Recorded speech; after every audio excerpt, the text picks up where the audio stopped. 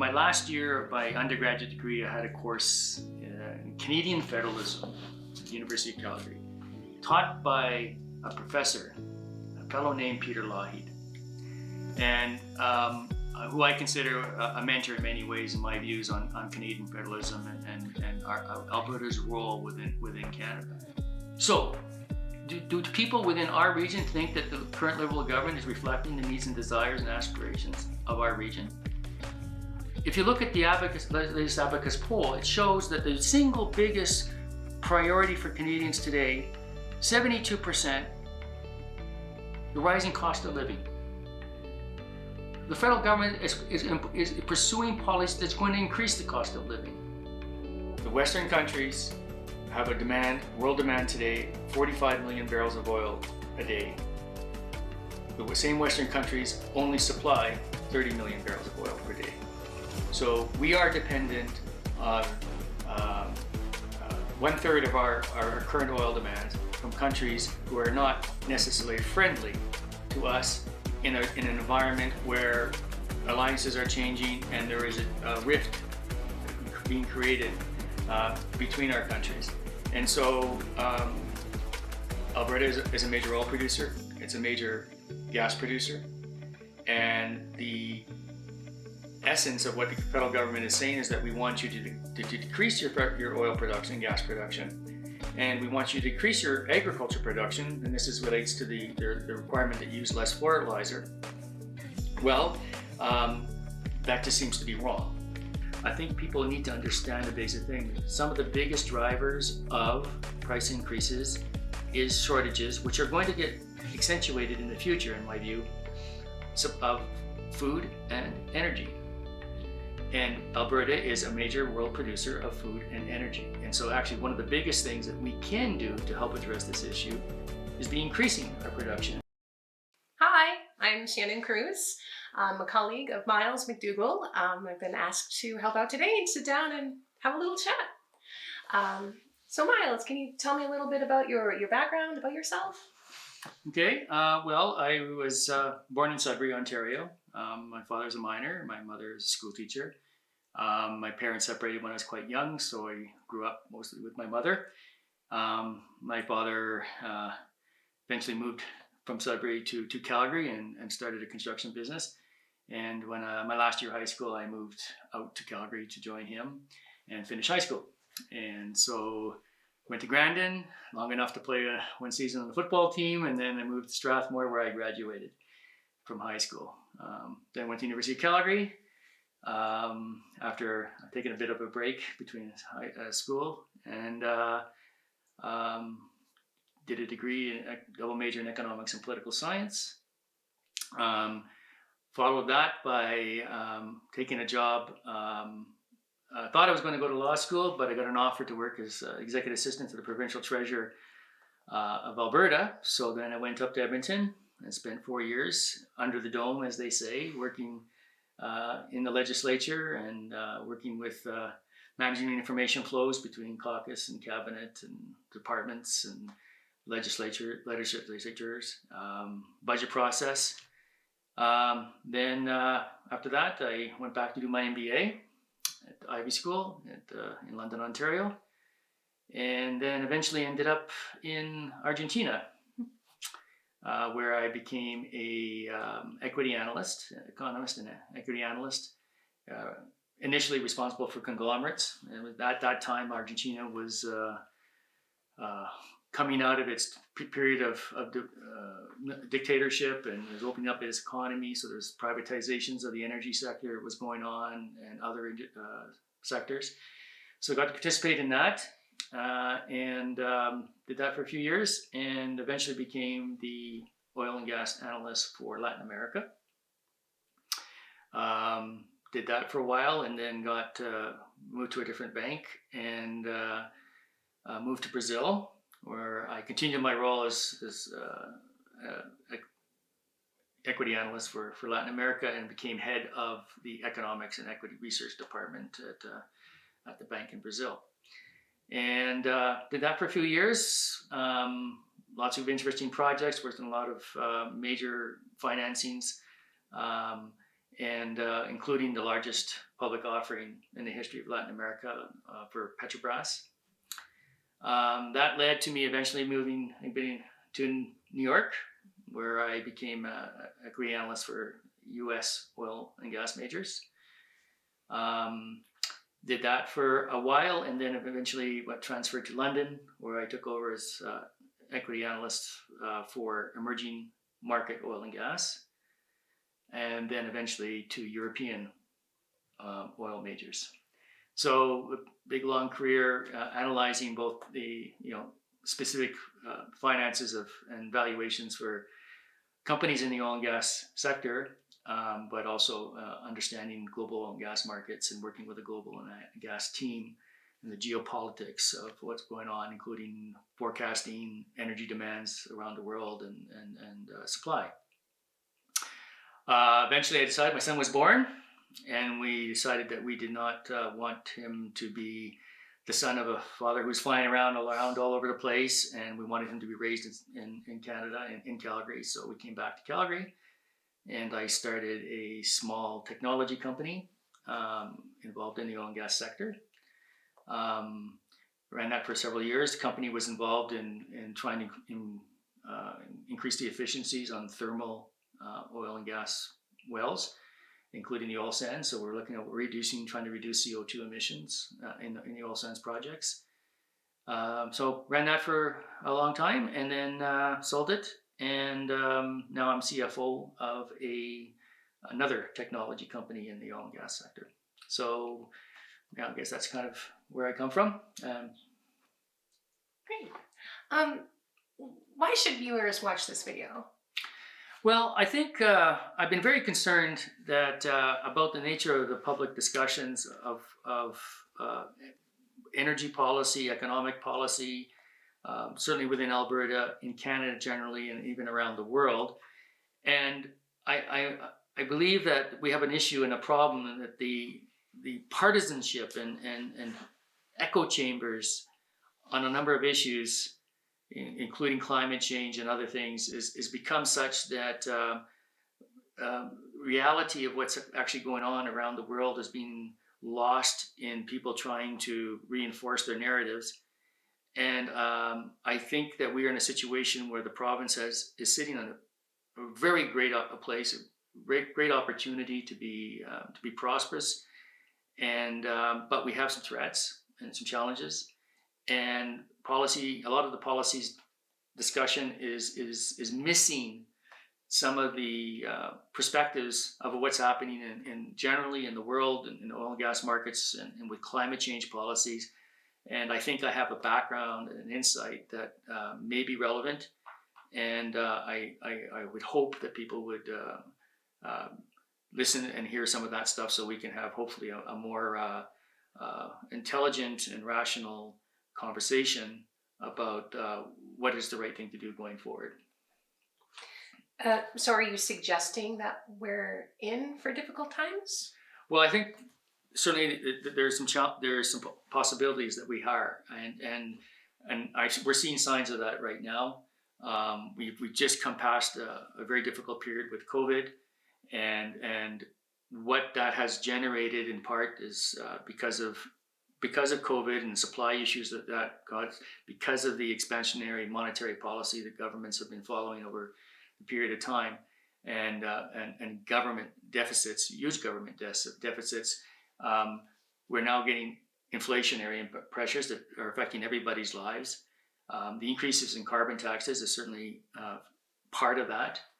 And for those of us who have lived in countries that have experienced significant inflationary issues in their economy, or even if you were back living in around the 1980s and experienced what happens to a society and what happens to business and people's ability to afford basic goods when you're in a high inflationary environment, it's very concerning. And I think this is an issue that we need to be cognizant of, and we need to stop pointing fingers, and recognize what is driving that inflationary pressures and what we can do about it. There's also some other issues of what's happening with supply issues around the world, and we'll talk a little bit more about some of these factors. But again, these are things that are going to cause increasing inflationary pressures if we don't understand and respond accordingly.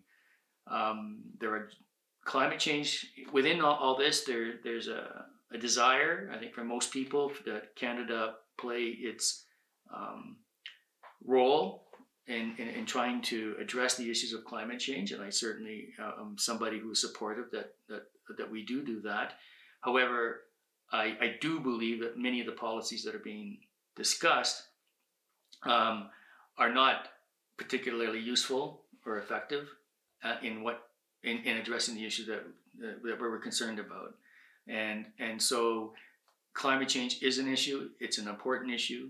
It is not the only issue that we have in the world, and it is much more important, or is important, that any policies that we do use to address climate change recognize the reality of the world and are actually move us forward in a positive light towards what we want is an overall reduction in CO2 emissions being emitted. But there's complications and there's complexity in this, and it's not being part of the public discussion right now. You talked to everyday Albertans. Can you share some struggles of everyday Albertans face?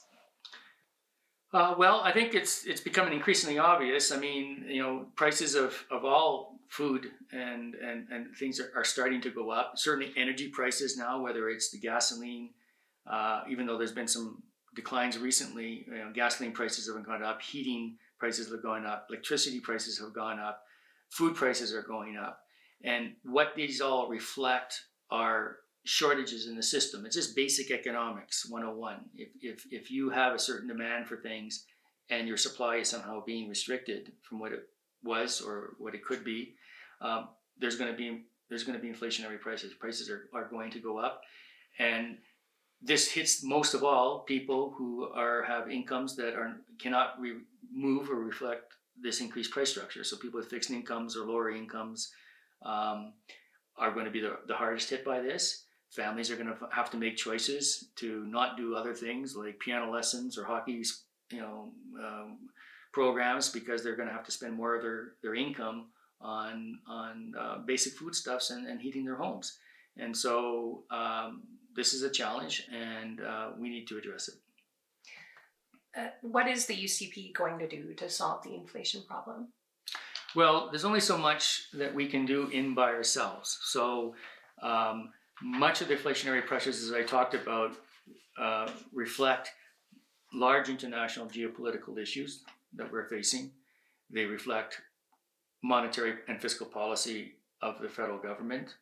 And so from a provincial perspective, what we can do is we can try to minimize taxes, which is a big part of everybody's overall cost, whether it's what we have done already in eliminating fuel taxes temporarily because of the increase in fuel prices overall, or generally maybe see if we can work towards lower taxes, whether it's corporate taxes or personal taxes. That's something we can do. We can also do very targeted, what I would call temporary programs to address those people who are most vulnerable to price increases. Like I said, people who have fixed incomes being the biggest example, and lower income people. So we should do directed temporary programs to assist those people. There may be some other things that we can do, but again, we operate in an environment that is operating with pressures from national and international. I think people need to understand a basic thing. Some of the biggest drivers of price increases is shortages, which are going to get accentuated in the future, in my view, of food and energy. And Alberta is a major world producer of food and energy. And so actually one of the biggest things that we can do to help address this issue is be increasing our production, our food and energy. We certainly should not be decreasing. And we'll talk a little bit more about that. People say the cure for high prices are high prices. Won't oil and gas companies globally dramatically increase production, negating the need for Alberta energy? What about the US shale? Won't their production dramatically increase like it did last decade? Well, I think that there are some limits to that, and there's some about that. There's been this assumption in the past that increase in prices will cause new investment to go into, say, oil and gas production. And we cannot depend on that anymore because of various policies, including climate change policies. The amount of investment that is going into the oil and gas sector has declined dramatically over previous levels. It's less than half than what it used to be. And it's been less than half for the last several years, in large part because of low prices in the between 2015 and the end of COVID, but also policies that are making it difficult for investment funds to go in, both because they perceive a view as to what there might be a limit to how long oil and gas will be consumed, but also because of direct government intervention. And so we cannot depend on, especially in the democratic world, that production increases will continue. In terms of the United States, yes, they have been one of the world's biggest increase in producer over the last decade. However, most analysts believe that they have kind of hit the limit as to what they can do, given their current their political environment and geological realities. Those countries that do have the potential to increase production are primarily sitting outside of the democratic world, if you will, the Western world. So we're talking about Russia, Saudi Arabia, Gas, Qatar, places like that. And so Canada actually is one of the few places in the world that actually has the potential to actually significantly increase both its oil and gas production, but there are issues there. So going forward, and of course many people believe that the demand curve for oil and gas or hydrocarbons is about to decline, and that may very well be the fact, but I think there's a big disagreement as to what that time frame is. Is it, currently, and let's be clear about this, and I think most people may not understand this, both oil and gas production or consumption or demand in the world continues to increase, and it will continue to increase for some years to come. Now, whether we're going to hit, in the case of oil, a plateau in, say, 5 years or 10 years is yet to be seen. There's many opinions on that, but we'll talk a little bit more about that. Natural gas demand is going to continue to increase, in large part because it is an excellent replacement for coal. And so, but the problem is, in the case of Canada, we don't have access to those markets. And so, if we have a situation where the transition, if you will, to other renewable energy products or energy supplies is not in keeping with some of the aspirations, and I underline the word aspirations, not because I think there's some serious doubts about how fast that transition will take place, the world is going to continue to need oil and gas. If your supplies are restricted, prices will go up.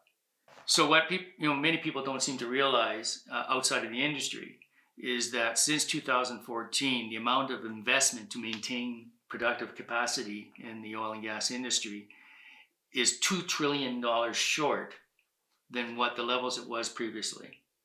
But in the same time period, global oil and gas demand increases. So there was a time when there was a lot of excess capacity in the sectors, and certain countries were able to increase easily and quickly to meet any increased demands or supply shocks. That surplus capacity is now gone, and the ability to increase that capacity is not something that's immediate. It's going to be long term, but at the same time, when the capital required for that to happen is just not present. And so the world has now made itself very sensitive to supply shocks or other geopolitical issues, and just a growing trend where prices will probably increase, particularly if demand for those products continues to increase. Why does current global geopolitics make this election important for Alberta? Well, that's a very good question, and I'm happy you asked it because, in this day and age when we can really be very myopic of our own small well, not necessarily small, but our domestic issues in politics and some of the narratives that flow around. But there are big changes going on right now in the world that I don't know if everybody fully appreciates. Big part of this is the war right now in Russia and Ukraine. Let's be clear about this, is that Russia is the world's largest supplier of commodities, oil and gas, copper and fertilizers and wheat. So energy and food and minerals required not only for the things that we use today, but a lot of the minerals that will be necessary if we're moving towards a renewable or not other energy sources. So that's a big significant change. And the world, the post fall of the Berlin Wall state of the world is now in flux. And so you have a situation where there are the Western democracies that so far, stand for democracy and free speech and free enterprise and a lot of these things that have given us the prosperity. But today, for example, that part of the world consumes 45 million barrels of oil per day, but only supplies 30 million barrels of oil per day of that. And so what happens when countries like Russia and China and Saudi Arabia and Iran and others begin to change their relationships with the rest of the world, and what vulnerabilities does that put on us? As I talked about before, if you have shortages of supplies of oil or energy and food, prices are going to go up, and there's going to be a vulnerability to scarcity. And so already places like Saudi Arabia have talked about that they may go off the US dollar in terms of what currency they're going to use for the transaction. And let's be clear, oil and gas is by far the biggest traded item in the world right now. And so there's impacts there. There are changing alliances. Places like Russia, because of the cap on oil prices, will now be supplying places like India and China with oil at a discount price to what is going to be available to the Western world. So what does that do to the competitiveness of whatever remaining manufacturing that we have here in the Western world, when places like China and others will be actually getting their oil at a cheaper price than what is available to ourselves? So these have major implications, both in terms of vulnerability, as I talked about, our competitiveness, the risks of scarcity. And I don't think, and then you overlay climate change policies on that are discouraging investments in both food and energy within our own countries. You can see that there is a situation that deserves some consideration when we're talking about the policies that we have here in Canada, and specifically Alberta, a major supplier, the biggest supplier of energy certainly in hydrocarbons and food. What do we do, and what's our role given this evolution that is happening in the world? And so when we talk about things like the transition plan that the federal government talks about, does that idea and that plan reflect everything that needs to be considered given what's happening in the world today? There is, and what do we do, and what role do we have in supporting our allies? Japan and Germany came here very recently asking for more natural gas. Germany today is using more coal than it ever has, is emitting more CO2 emissions today than they did before they started their transition to climate change friendly energy sources. Why? Because they can no longer get natural gas from Russia. And so, and they're asking us for natural gas, and we're refusing them and telling them, go to Qatar, who is, being a big beneficiary, by the way, of what's going on, another dictatorship, who has no respect for human rights whatsoever, or Iran, which again has no respect for human rights, or Saudi Arabia, who cuts off the heads of people who happen to be gay. they now are going to be supplying and leaving us, the Western world, vulnerable to their supplies. And so what's the role of Alberta in this? And is this being appropriately considered and in our policies? And to me, it isn't, and we need to talk about these things. This needs to be incorporated into the conversation. What role do you and the UCP see Alberta playing in Canada, and more broadly for our allies in the next decade? Right. Well, I think it's, again, another very good question, because I think that question is something that is not being adequately discussed, and certainly doesn't seem to be reflected in the position of our federal government in relationship to its discussions about climate change policy here in Canada.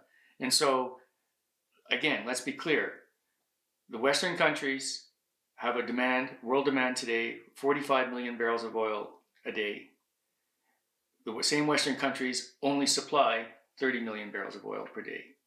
So we are dependent on 1/3 of our current oil demands from countries who are not necessarily friendly to us in an environment where alliances are changing and there is a rift being created between our countries.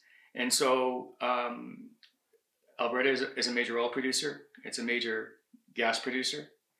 And the essence of what the federal government is saying is that we want you to decrease your oil production, gas production, and we want you to decrease your agriculture production, and this relates to the requirement that you use less fertilizer. Well, that just seems to be wrong.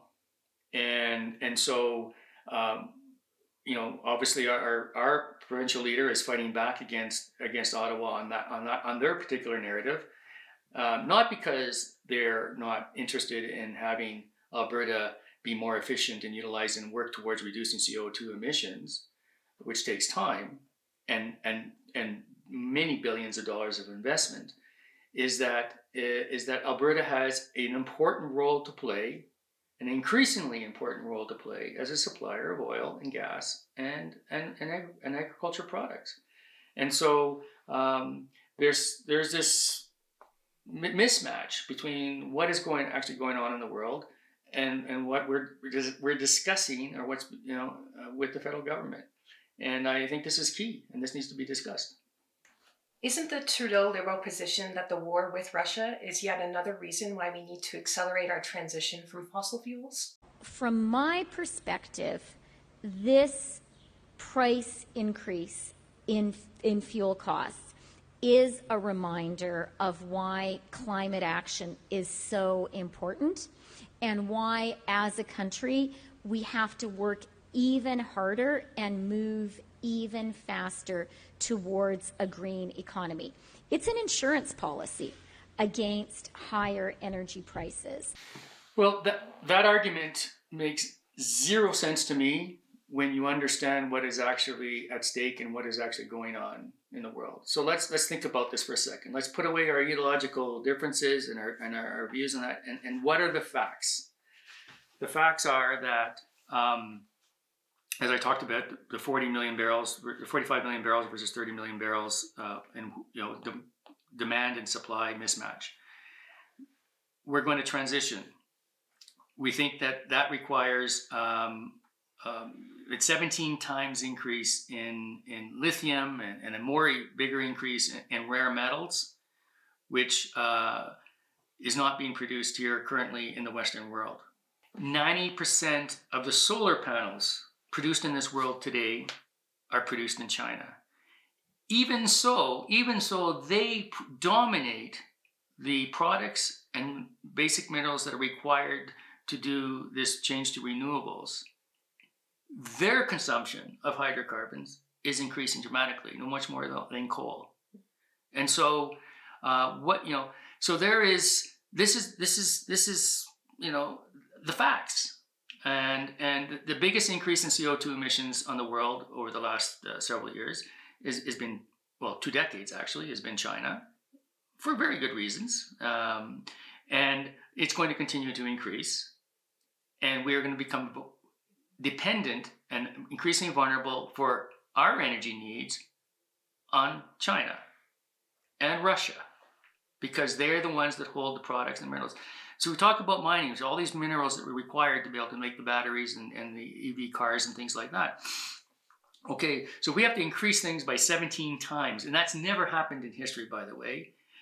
How long do you think it's going to take for these things to happen? If you find a mineral deposit that you think is economic today, you're talking at least 10 years, and some would argue at least 16 years, for these projects to go from, okay, we should do this, to actual beginning production. And so there's no possible way, and that's just to meet what some put as our projections for the future of how things are going to transition. It doesn't make sense. It's not realistic. I understand the reasons why people would like that to happen, but what is the geopolitical position that they're put in? What are the vulnerabilities we're creating? And is it actually possible to happen? And if it isn't, then what should we be doing? And what should our policies be? Because as I mentioned before, we need energy, we need food, and we do not want to impose higher prices on our citizens. And we do not want to put them in a position where there is no energy when it's required or food when it's required. And so we need to make policy, and we need to do what is necessary to protect ourselves, to protect our citizens, and support our allies. You said China and Germany are examples of how the green transition is not economically efficient. Can you elaborate? Well, sure. I mean, look at what's happening with Germany. I mean, Germany put itself in a position where it was dependent on Russia for natural gas, and built its economy and its manufacturing sector based on that. And so, and worked very aggressively to eliminate its nuclear capacity, to build up its solar and wind energy capacity. And now, what has transpired? The prices have gone through the roof. You think prices are expensive here in Canada? You have no idea what has been going on in Europe. It's been 10 times higher, and even more in some parts of Europe over some periods of time over the last year. They are now emitting more CO2 emissions than ever before because they have become more dependent on coal, which is the worst of the hydrocarbons.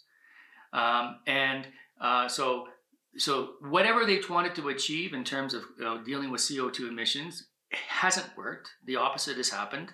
They're more vulnerable they're paying more than they ever have before for their energy. They're paying more for food. And so there it is. China, as I mentioned, it controls essentially what the products we need to go into the renewable energy, and they still are increasing their coal use, their gas use, and their oil use. And so if the country that essentially is producing, like I said, 90% of the world's solar panels and controls 90% of the minerals required for EV batteries, is still increasing its hydrocarbon production and consumption, and CO2 emissions, doesn't that tell you something about what position we, who do not have that benefit, are putting ourselves into? How do we respond to an argument that the world is coming to an end if we don't act by 2030?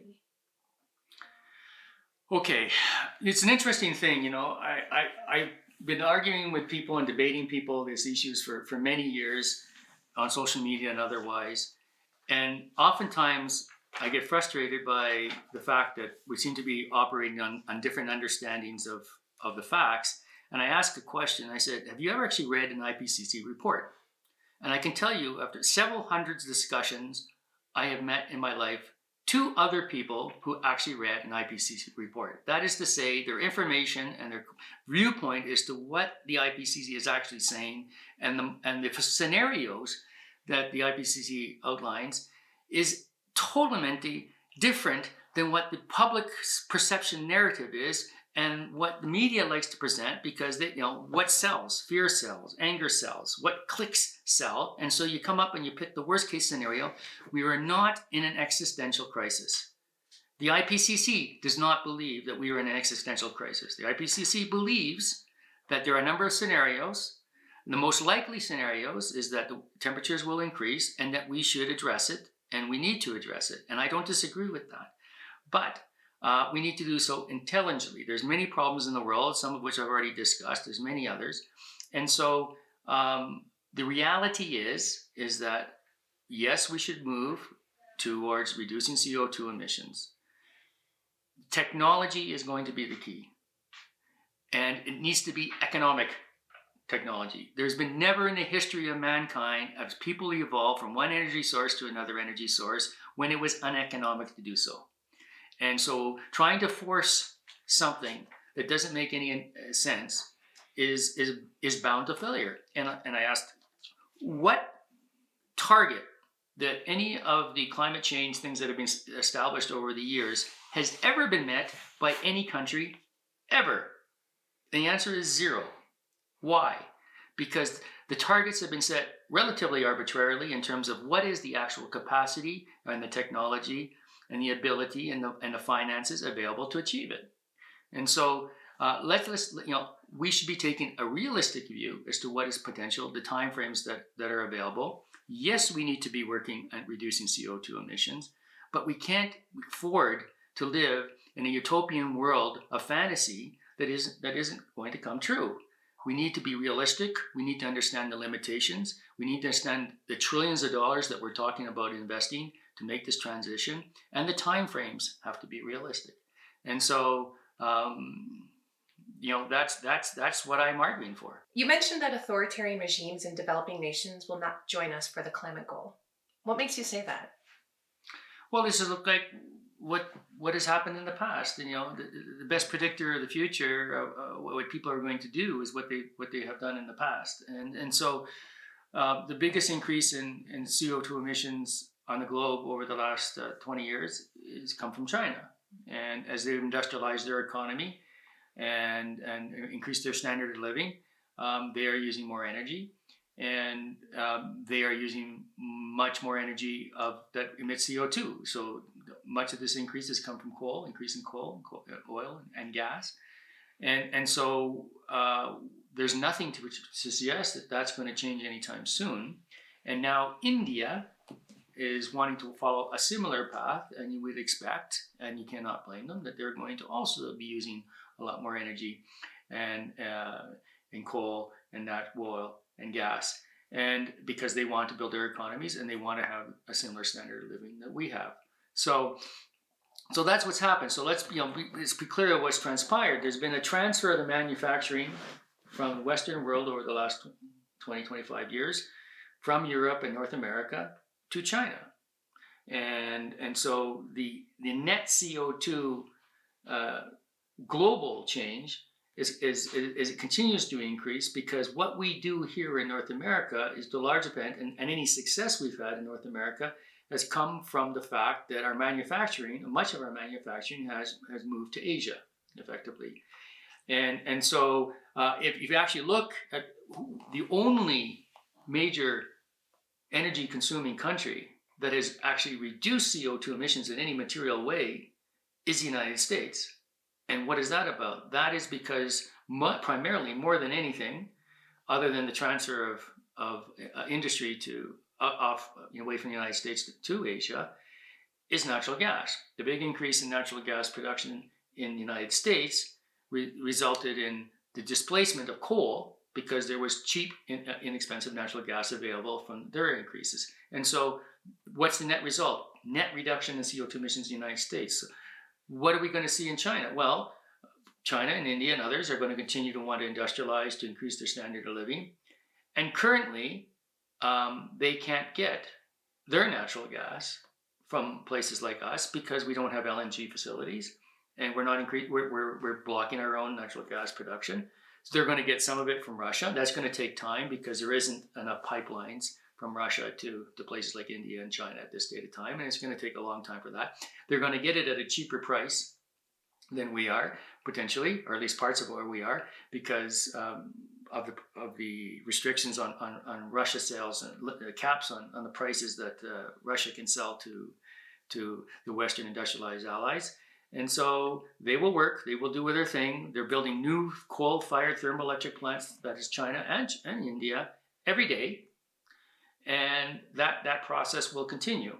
And they will have potentially access to less expensive energy sources, because where is the energy? Most of the energy, it's actually in other countries that are not within the Western Alliance. If Alberta doesn't produce, then what would happen? Well, all that happens is that we cede market share to other jurisdictions.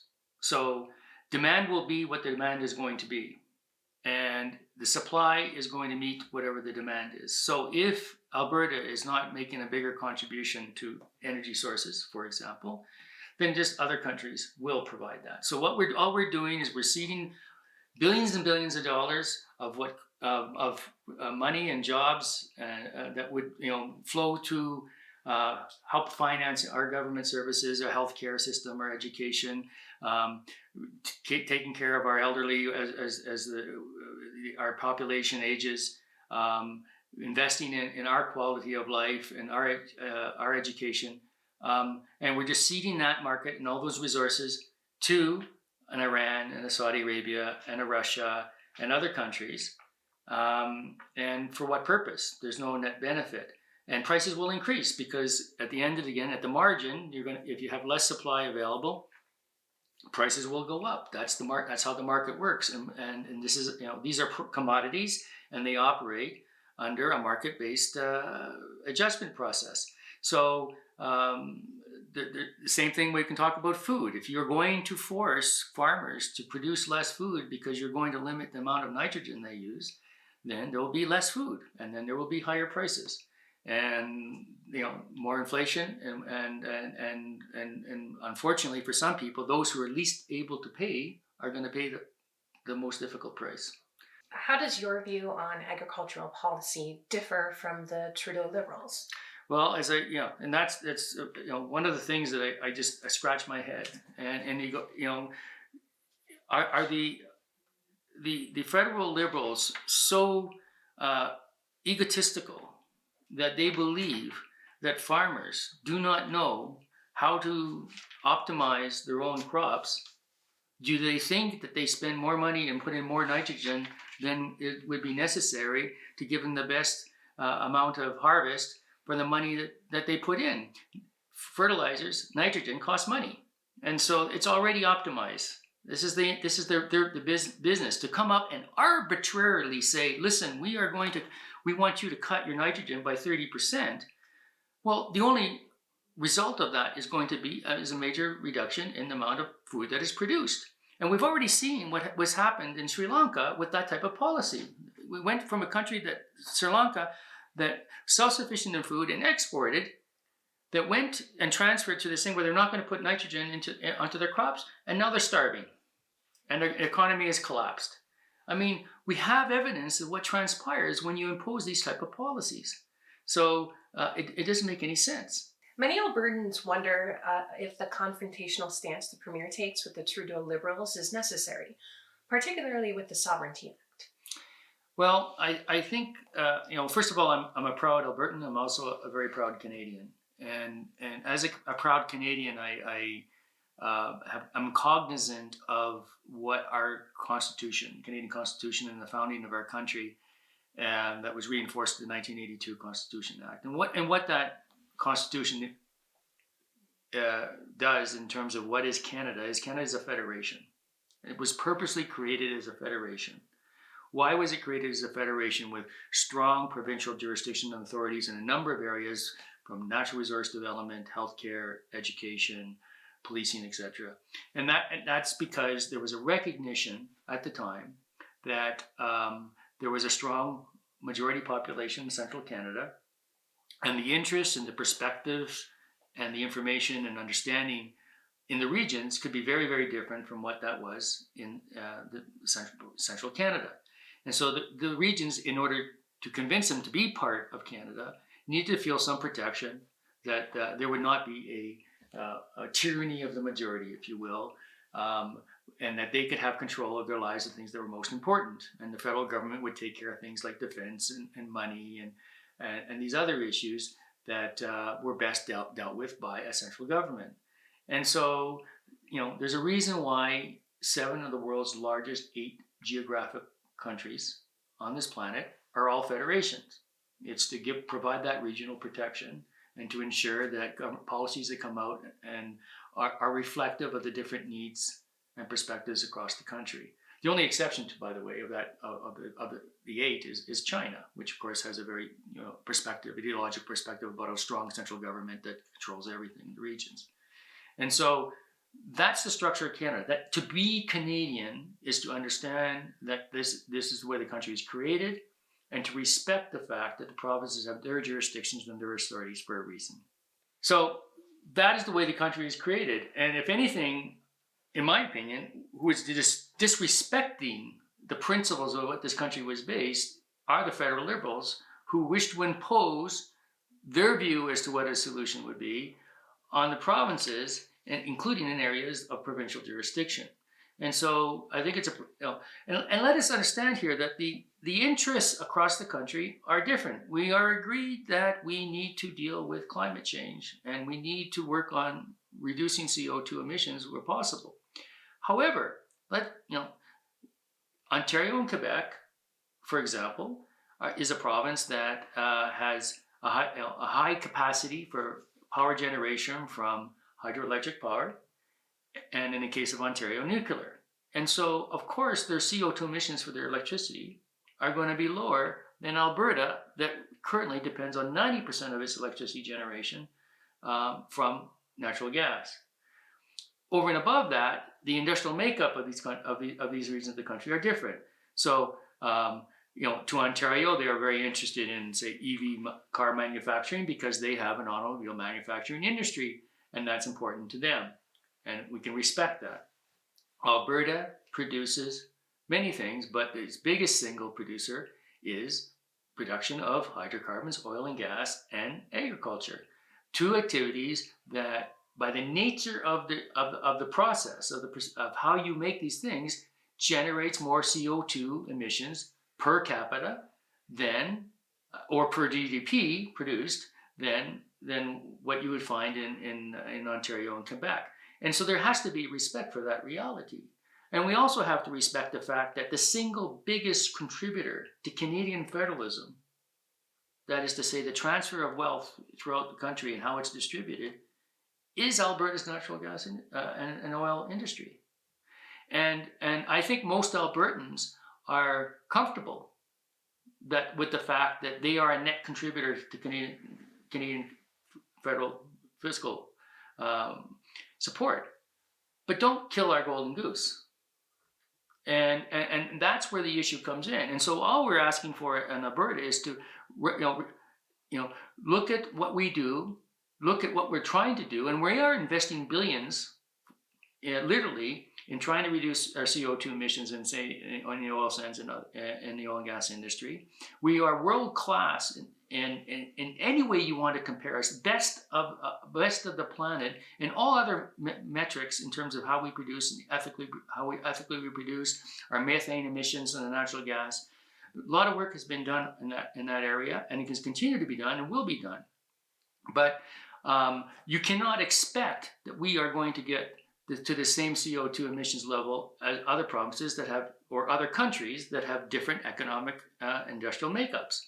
And so where do we go forward from here? Well, we respect the differences. We respect that we want to do things differently and how we work towards our climate change targets. And those targets has to be reasonable. And so, if the federal government wants to say we're going to reduce CO2 emissions in the oil industry by 40% in the next 10 years, that's just not reasonable. And it doesn't mean that we're going to not try to reduce it more.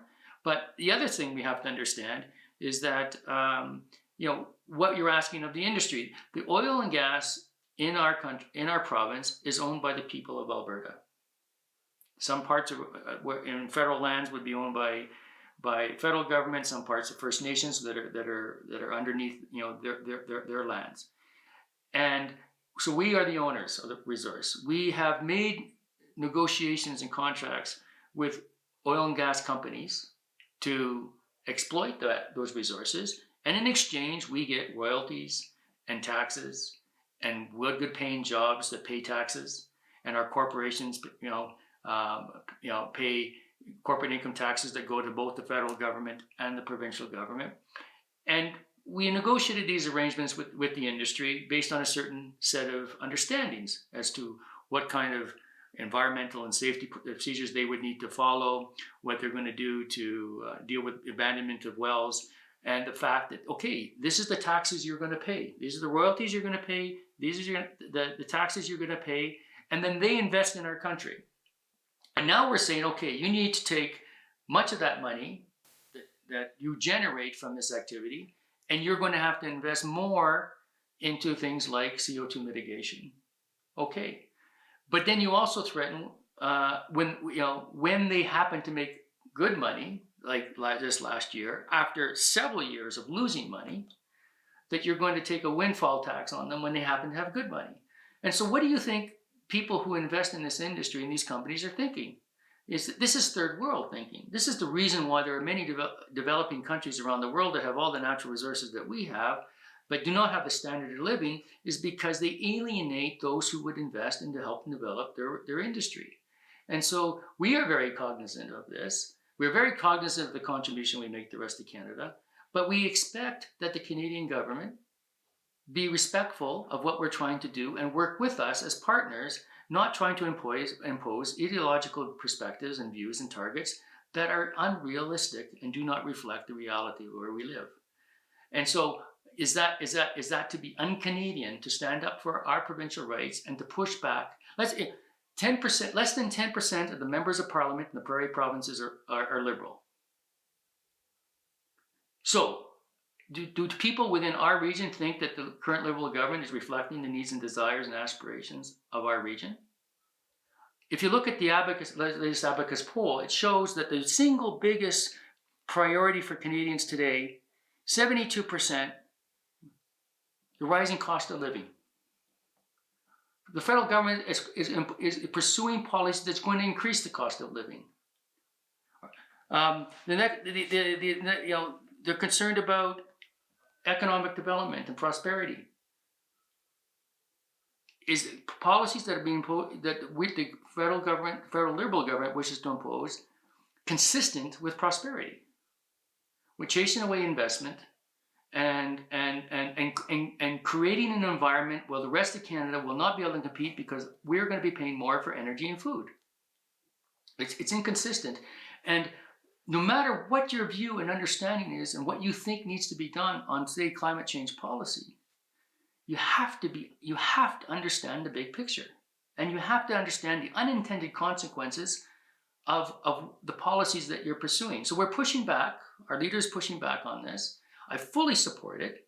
And I would just urge that my fellow Albertans and the fellow Canadians, please do pay attention, understand the whole big picture, and respect what that we're trying to do what's best for everybody. Aren't you worried about criticism that the UCP is too hostile against Ottawa? Well, I guess the question is, what is too hostile? I mean, there are strong words being said, and it's hard to be friendly when you feel you're being insulted and your views are not being recognized and being listened to. In my last year of my undergraduate degree, I had a course in Canadian federalism at the University of Calgary, taught by a professor, a fellow named Peter Lougheed, and who I consider a mentor in many ways in my views on Canadian federalism and Alberta's role within Canada. And in that course, he talked about his battles, both in terms of the National Energy Program and the constitutional battles in the 1980s. And he said, sometimes you find yourself in a situation where the federal government is just not giving you respect. They're not paying attention to your interests. They apparently don't seem to care.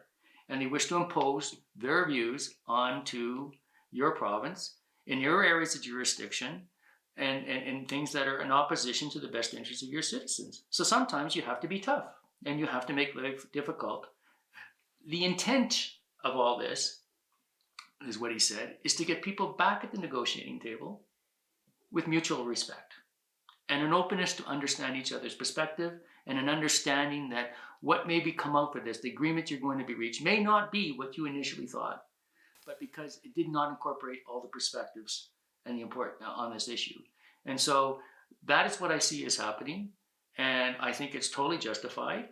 And I would argue that the group who is not being respectful is the federal Liberal government. And so please come, talk, and we can negotiate something that works for everybody. You know, it's interesting. What people don't seem to realize, or they forgot, is that it's actually Alberta that came up with North America's first carbon tax policy, of course, which not everybody agreed with here within Alberta. But it's not like, we have not been trying to do our bit in terms of addressing, say, climate change issues. The industry has invested already billions of dollars in trying to develop. Why do I know that? Because my own company that I used to have spent 12 years working with the industry, including oil sands producers, to develop technologies that would reduce CO2 emissions. They invested in my company. They spent millions of dollars on pilot projects. And I was just one of many companies and many technologies as they were trying to search a way to find more efficiency. And it's working. The oil and gas industry and the oil sands industry, carbon emissions per barrel are declining. They will continue to decline. They would like to invest billions more in carbon capture and other technologies. Perhaps we will start using nuclear energy to heat the oil sands instead of gas, which would eliminate the CO2 emissions from that process. But this is going to take a long time, over 10 years at least, billions of dollars. And so if you're going to ask the industry to participate in this, if you're going to ask Albertans to participate in this, because we are partners in this, the federal government has to come to the table as partners as well, because they are also beneficiaries of the oil and gas that we produce. And so, again, a little bit of mutual respect. Stop playing politics. Stop trying to put one part of the country against each other, and be Canadian. And we are a family, and we can have our disagreements. But part of it is making sure that we understand each other's perspective and respond accordingly. And finally, Myles, why should we vote for you? It's a good question. I mean,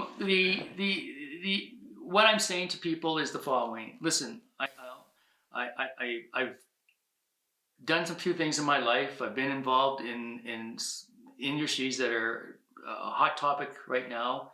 I have a perspective. I have a global perspective of things. I understand what's going on around the world in terms of climate change policy and energy policy, what's been happening within Alberta in terms of policy, the economics of it, the finance part of it, the investment part of it.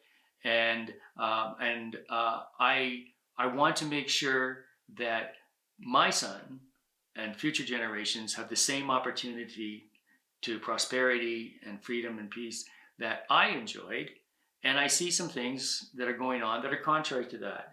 And so at this stage of my career, I say, look, can I make a contribution? Would it be useful for me to be in caucus or to be providing that input and providing ideas and suggestions that would be beneficial and help move our province forward and our country forward? And I think I can do that. I think I can make some contribution.